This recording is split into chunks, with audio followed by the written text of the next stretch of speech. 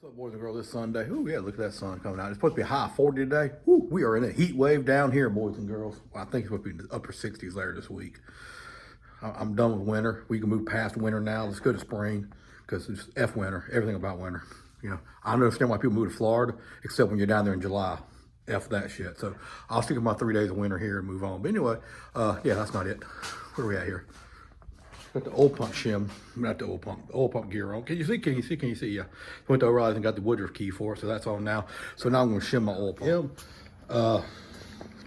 Three five best pump. This is M295. I had good luck with it before. All I do is I take this out and I put a 1/10 of an inch shim between the spring, and I get really outstanding oil pressure. I had that one right there. She was pegged the 100 psi gauge, and she's 3 years old. So I think that's good enough for me. That's where we run it at. So we're not building a race motor, we're building a street motor. So we're gonna go to this old jammy right here. Okay, I don't know why I'm recording now. I didn't mean to start recording. Okay, I'm gonna record. Okay, where are you going? Where are you going? What are you doing? What are you doing there, buddy? I don't understand this thing at all. We'll just let it lay crooked. That's gonna be a hell of a shot. That's crooked as hell, but it's fine. Really should put a rag down, you know, just try to be clean.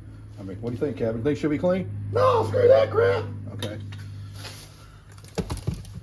Well, this is definitely not a clean rag, but you know, it's better than the dirty ass table. So anyway, we'll pull this out here and see what we have in here. And there's our spring. So what we're going to do now is we're going to dig through our pile of crap and we're going to find a washer that's just about that size right there and around 1/10 of an inch thick. So it's going to take me a few to find that because I just don't have one laying around handy, but I've got one somewhere. I'll start looking. Down there, there's our shim down in there now, and what we do, we put the spring in. So let me set you back up and I'll show you put the spring in, and that's it. I'm not a precision engineer, but I did use these to make sure I had the same size. They're not as precise as a digital set, but they will do the job for what we're doing here. Oops, don't want to dump that out. And like I was getting ready to do there. Spring in, we'll put this here. It's gonna take a little bit of pressure to get this back on, so let me do something here real quick. Do mobile hands. Now we're gonna lock it down with this, but we are gonna put it in here. You bloody bastard, you. Hey, here's a question you gonna answer me. Should that have sealant on it? It doesn't come with it from the factory.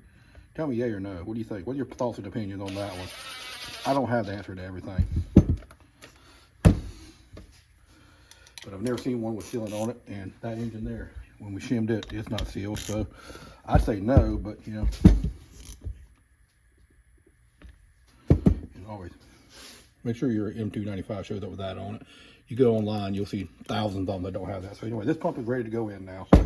She is guaranteed to give me 100 psi at wide and throttle, if not way more. My sensor stops at 100. I could put a bigger one in there, and I have to rescale it, and let's face it, I'm just too lazy for that kind of crap.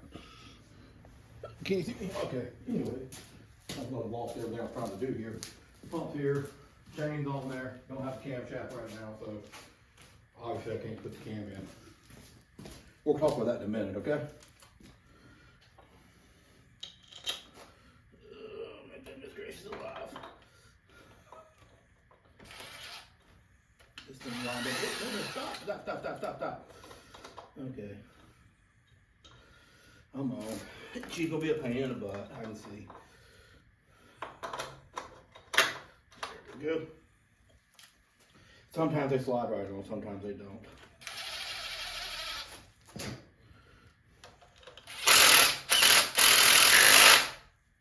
Okay, well, you can just do that. That sounded encouraging. It really, really did. And it just made me so happy on the inside. That just makes me happy on the inside.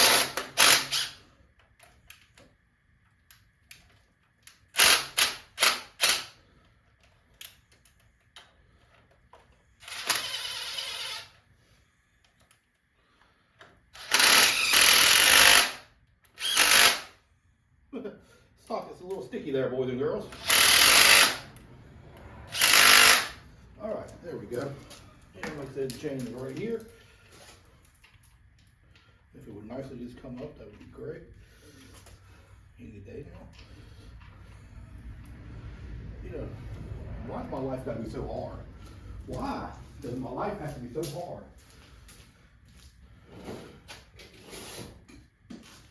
Why? Why? fat finger in there. There we go. Thank you. All right, good deal. And go like that, but I got to get a cover for it and a cam shaft. So hang on. I'll just check it off. There's watching that.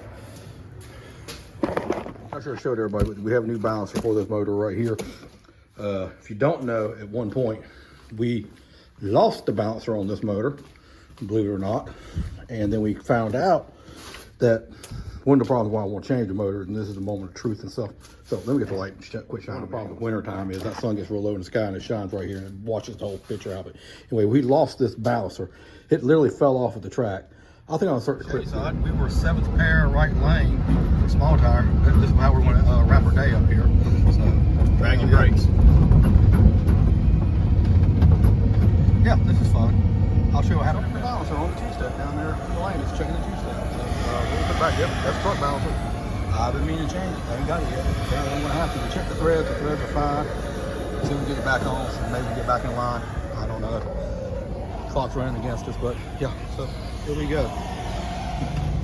Hey, can you do that by hand normally? I'm asking for me. Just leave it on there, sir. Let's put the bolt in. So we can put the belt on, drive it on the trailer, take it home. Go lick our wound. That's what I'm trying to get at is this motor's going to need a crankshaft when I pull it out, because that's just not the place to be or way to be. But I can 100% guarantee that's not coming off now because it has 2 pins that are 180 degrees apart in it now. I didn't record me pinning it, but I did do it, so it's there. And it's made numerous passes since then. Nothing productive, shall we say. But we will do our compilation of everything that broke here. Let's do that now, get that out of the way so you can get up to date what happened here. One of them, I broke the drive shaft. I broke the axle. Had a set of injectors go out, which big shot at Snake Eater. No warranty on a Bosch injector when you run alcohol through them. There should be 0 warranty, and anybody that does, they're crazy and insane because they will rust out like crazy. And that's what happened. I had 3 of them rust out, and 2 closed or were just trickling, and 1 was hung wide open. So shout out to Snake Eater. They sent me a brand new set of injectors for no charge. A big thank you to Brad there and my dog for the days. That was my #1 sponsor ever. That's about the only real sponsor I have. I mean, nobody really gives me anything, which I understand that. I love them to give me anything anyway. I mean, if you're not doing anything, don't give me nothing. So I'm cool with that. But shout out to him. So I got a new set of 210s in here. Right now the car is sitting here. It has pump 93 in the tank. And the only reason I did that was in case it sits here for an extended period during the winter. I have plenty of 85 over there. I can drain it out and fill it up and we can go at any time. But just because it's sitting here right now, I decided to put 93 in it, kind of pickle the fuel system for the winter time. Even though I do drive it, I can keep it under low boost, and I pull timing and obviously adjust the fuel table and all that for this. So, but all I can do is load the spicy tune up in it, and we can put the 85 back in it. But for now, it's sitting with that in. Girls, we are at Mooresville Dragway. We're just TNT in today because we got to see if the cars are going to do anything. They are having a race tonight. They're having a 3-car class, which is a perfect class for me. However, I am not willing to put money on it given the performance I had the last 5 times, including the last one when the bouncer fell the hell off completely. So yeah, we're not in the mood to do that. So we're going to test, make sure the car is actually okay today. So instead of out 400, we're only out 50.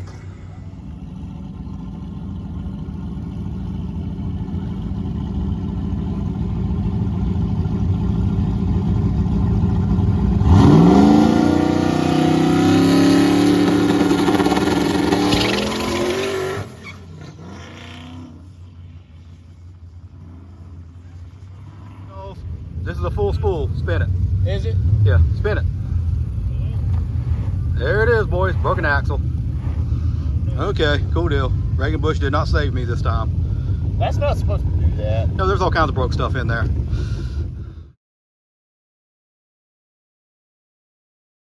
I just showed you a couple of clips there of what happened there, what I do have that took place. Hope you can see everything. I can't remember. I have to dig in my phone and figure out what the hell I do have and don't have. But put that switch panel in there, so it's easier and everything's in one place instead of strewn out in 16 different places. That's about the only real update there after that. Let's talk about real life and talk about this motor. I'll just look at the motor instead of looking at me because I'm ugly. I don't know here. Maybe I'll turn around here. All right, this is the part where y'all get to chime in, give me your thoughts and opinions. As you know, this is an LY6 block. It's 5 thousandths over and a 4-inch stroke in it. So it's 403 cubic inches. Engine would definitely benefit from some aftermarket heads. That's not in the budget right now. just don't see it happening. I just don't know. I'm trying to run the numbers, but I kind of bought something besides heads for the front of the car, and you'll see that coming up in a video shortly. Hopefully it's coming out of Texas. It'll be here for long. It's going to help the front of the car look a lot better. That's all I'll say about that. But anyway, on that note, so what I can do is I can just put the heads that I have, put them on there, because there's nothing wrong with them. And let's be real, until I go to some nice head, which you know is going to cost me $1,500, $2,000, which really ain't a whole lot of money. Streetcar class has left me a buy, so I mean, it doesn't mean I'm not going to run streetcar class every once in a while, but the kind of power levels are kind of out of my reach. I mean, I got a really nice turbo, but my turbo can't make the steam that needs to make to be in a pure streetcar class as the rules are written right now, which the only thing I can do is get better. So no crying about that. That just is what it is. So I could put the stock heads on it, and it'll make a lot of power. Don't get me wrong. I mean, it'd move this big hunk of lead around, no problem. Just wouldn't be as fast as it could be, but I don't really need to be that fast anyway. I mean, let's be real, because the faster I go, the more shit I'm breaking. This last year has been proof that I found a lot of weak spots, and I'm gonna find some more. So I could just put the heads that I have on it, which aren't bad. They're 243s, you know, they've been decked a little bit and got some mild work to them, nothing major.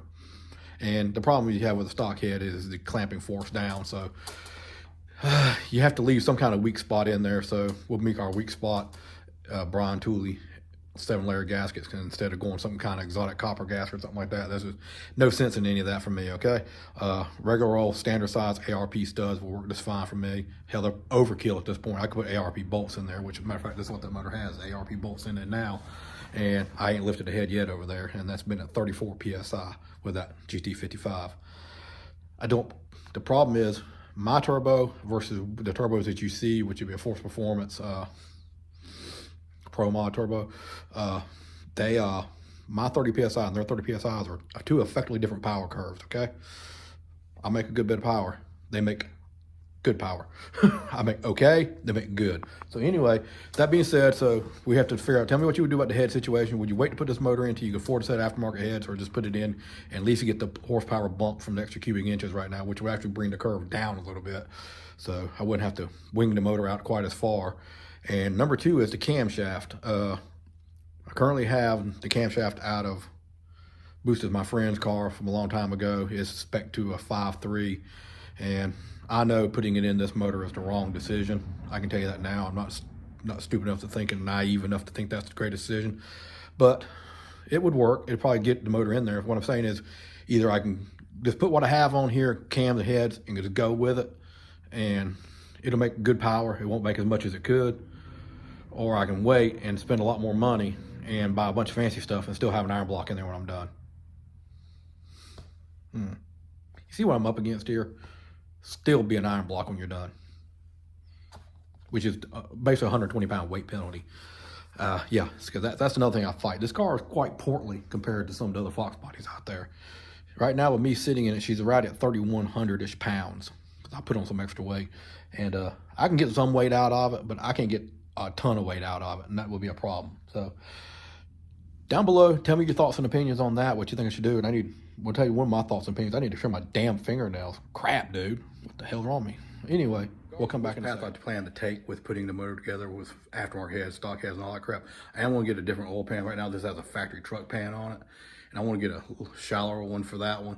And I'll do my due diligence to make sure I get one that don't cause me to have oil pressure issues or anything like that. So slide them suggestions down below too. Got a good idea which one I'm going to get. And that way I can get the nose of the car down and maybe set the back of it down a little bit. So anyway, that's where we're going to wrap this little Ramble Fest up, and we'll catch you on the next one. It's cold out here. I'm going in.